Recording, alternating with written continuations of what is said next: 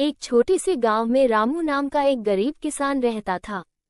वो मेहनती और ईमानदार था। उसके पास जमीन का छोटा सा टुकड़ा और एक पुराना बैल था, जिससे वो अपना और अपने परिवार का गुजारा करता था। गांव के सभी लोग।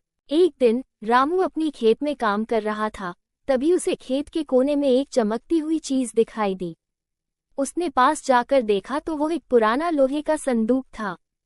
रामू ने संदूक खोला तो उसमें ढेर सारे सोने के सिक्के और गहने थे।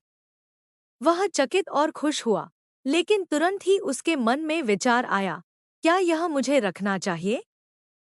रामू का ईमानदार मन उसे गहने और सोने को अपने पास रखने की इजाजत नहीं दे रहा था। उसने सोचा कि यह किसी का खोया हुआ खजाना हो सकता है। रामू ने तय किया कि वह इस संदूक को गांव के मुखिया को सौंपेगा।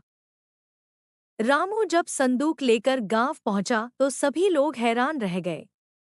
गांव का मुखिया, जो लालची स्वभाव का था, रामू की ईमानदारी की सराहना करने के बजाय उस पर चोरी का आरोप लगाने लगा।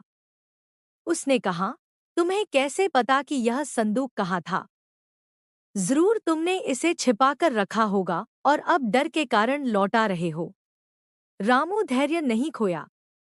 उसने कहा, मुझे अपनी ईमानदारी पर पूरा भरोसा है। सच हमेशा सामने आता है।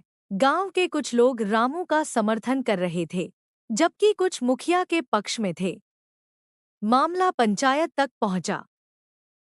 पंचायत ने निर्णय किया कि संदूक को राजा के पास ले जाया जाएगा। राजा बहुत न्यायप्रिय था। वह ऐसे मामलों में सच्चाई का पता लगाने के लिए मशहूर था। रामू खुद राजा के पास संदूक लेकर गया और पूरी कहानी सुनाई।